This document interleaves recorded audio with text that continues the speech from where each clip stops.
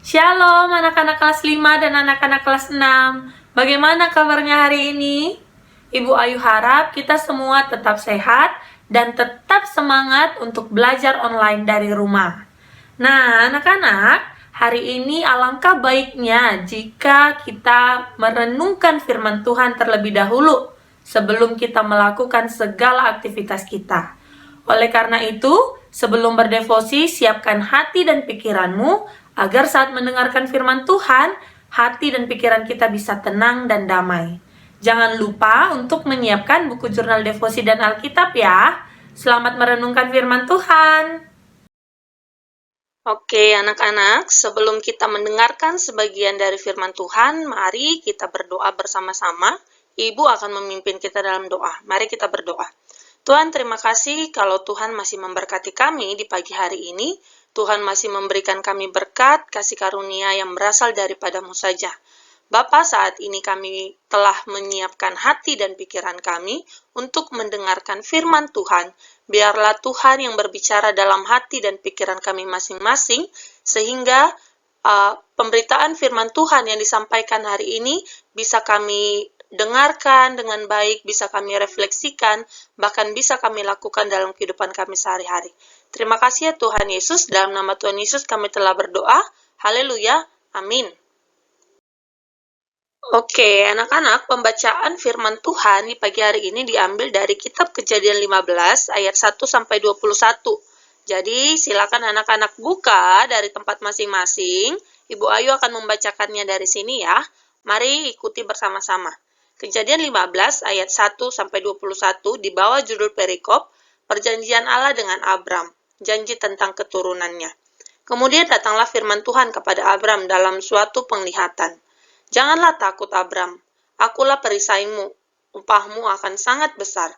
Abram menjawab, Ya Tuhan Allah, apakah yang akan engkau berikan kepadaku? Karena aku akan meninggal dengan tidak mempunyai anak.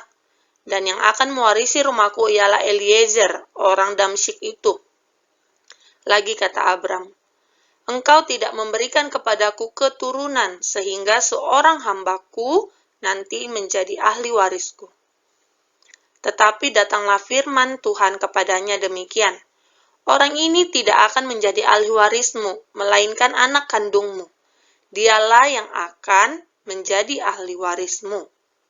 Lalu Tuhan membawa Abram keluar serta berfirman, Coba lihat ke langit, hitunglah bintang-bintang. Jika engkau dapat menghitungnya, maka firman-Nya kepadanya, Demikianlah banyaknya nanti keturunanmu. Lalu, percayalah Abram kepada Tuhan, maka Tuhan memperhitungkan hal itu kepadanya sebagai kebenaran. Lagi firman Tuhan kepadanya, Akulah Tuhan yang membawa engkau keluar dari Ur Kasdim, untuk memberikan negeri ini kepadamu menjadi milikmu. Kata Abram, Ya Tuhan Allah, dari manakah aku tahu bahwa aku akan memilikinya? Firman Tuhan kepadanya, Ambillah bagiku seorang lembu betina berumur 3 tahun, seekor kambing betina berumur 3 tahun, seekor domba jantan berumur 3 tahun, seekor burung tekukur, dan seekor anak burung merpati. Diambilnyalah semuanya itu bagi Tuhan. Dipotong 2, lalu diletakkannya bagian-bagian itu yang satu di samping yang lain. Tetapi burung-burung itu tidak dipotong 2. Ketika burung-burung buas hinggap pada daging binatang-binatang itu, maka Abram mengusirnya. Menjelang matahari terbenam, tidurlah Abram dengan nyenyak, lalu turunlah meliputi gelap gulita yang mengerikan. Firman Tuhan kepada Abram, Ketahuilah dengan sesungguhnya bahwa keturunanmu akan menjadi orang asing dalam suatu negeri, yang bukan kepunyaan mereka, dan bahwa mereka akan diperbudak dan dianiaya 400 tahun lamanya. Tetapi bangsa yang akan memperbudak mereka akan kuhukum, dan sesudah itu mereka akan keluar dengan membawa harta benda yang banyak. Tetapi engkau akan pergi kepada nenek moyangmu dengan sejahtera. Engkau akan dikuburkan pada waktu telah putih rambutmu. Tetapi keturunan yang keempat akan kembali ke sini. Sebab sebelum itu, kedurjanaan orang Amori itu belum genap. Ketika matahari telah terbenam dan hari menjadi gelap, maka kelihatanlah perapian yang berasap, beserta sulu yang berapi lewat di antara potongan-potongan daging itu. Pada hari itulah Tuhan mengadakan perjanjian dengan Abram, serta berfirman, "Kepada keturunanmu lah kuberikan negeri ini, mulai dari sungai Mesir sampai sungai yang besar itu, sungai Efrat, yakni tanah orang Keni, orang Kenas, orang Kadmon, orang Het, orang Feris, dan orang Refaim, orang Amori, orang Kanaan, atau Girgasi, dan orang Yebus itu." Demikian panjang pemberitaan firman Tuhan ya anak-anak. Jadi dari kitab Kejadian 15 ayat 1 sampai 21 ini kita bisa membaca percakapan antara Allah dengan Abram ya. Nah, di situ berisikan tentang janji akan keturunan Abram. Allah memberikan janji akan keturunan Abram. Nah, seperti yang kita ketahui ya anak-anak ya, Abram itu kan sudah tua ya, dan dia tidak memiliki keturunan. Ya, itu sudah pernah kita bahas di devosi sebelumnya. Tapi yang mau kita soroti di sini apa? Jadi untuk devosi pagi hari ini Ibu akan berikan judul Allah yang mau berjanji. Ya, Alkitab menyatakan bahwa Allah adalah Allah yang berjanji. Maksudnya apa? Maksudnya adalah Allah rela mengikat janji dengan umatnya. Allah berjanji, ya. Allah mau berjanji menjadi Allah yang baik, Allah yang hebat, Allah yang besar, Allah dari segala Allah. Ya. Allah mau berjanji menjadi Allah untuk umat manusia. Umat yang dipilih Allah bukan berdasarkan kehebatan, bukan berdasarkan kekayaan ataupun kejayaan, ya.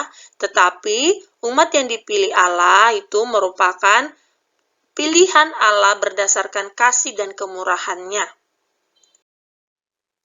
Nah, anak-anak, jadi kita bisa melihat ya bahwa Allah memilih umatnya itu bukan karena kesempurnaan umat manusia, tapi karena kasih karunia-Nya Allah dia mau memilih.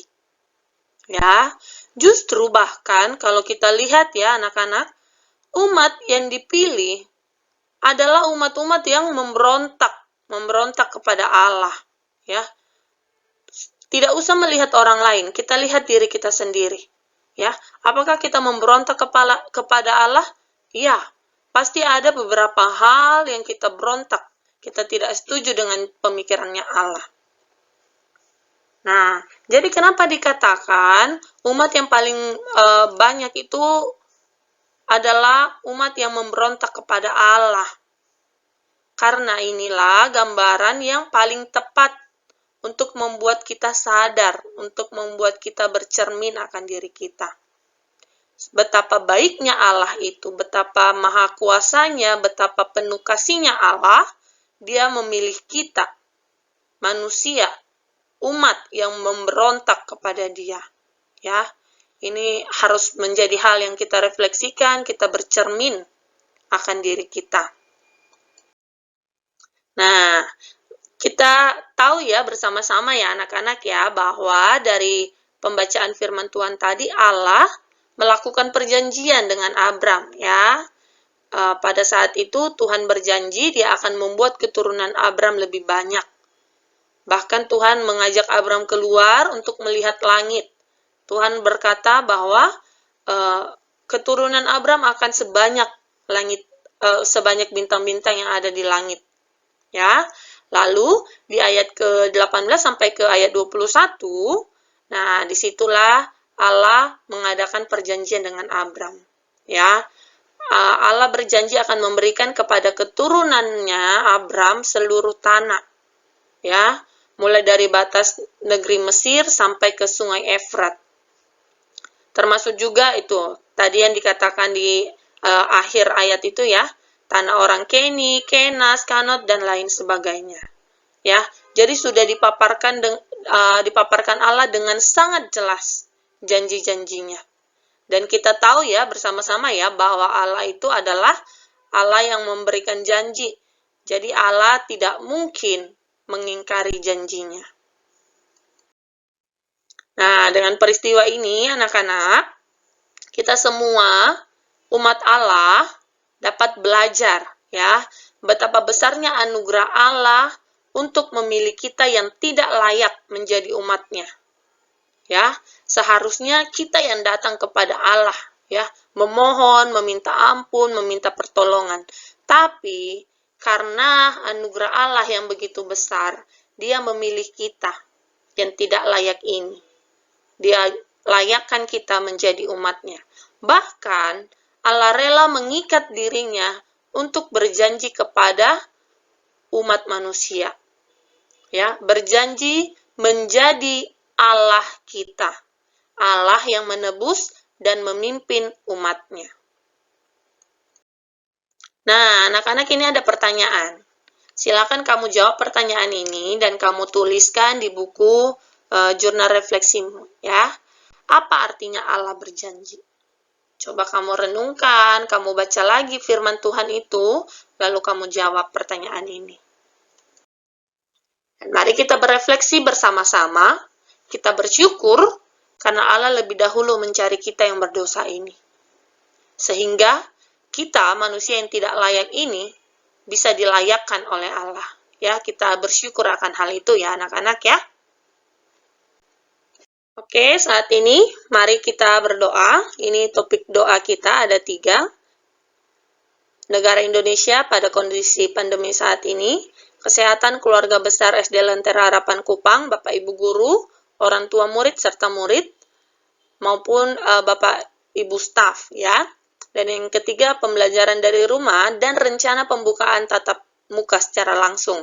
Ya, kita berdoa semoga rencana pembelajaran tatap muka bisa segera dilaksanakan. Mari anak-anak kita bersatu dalam doa, Ibu akan memimpin kita di dalam doa. Mari kita berdoa. Tuhan, terima kasih untuk kebenaran firman yang kami dengarkan di pagi hari ini, kebenaran yang sungguh memberkati hati kami.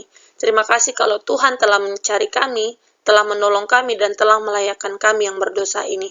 Ampuni kami Tuhan jika kami sering memberontak akan firman Tuhan.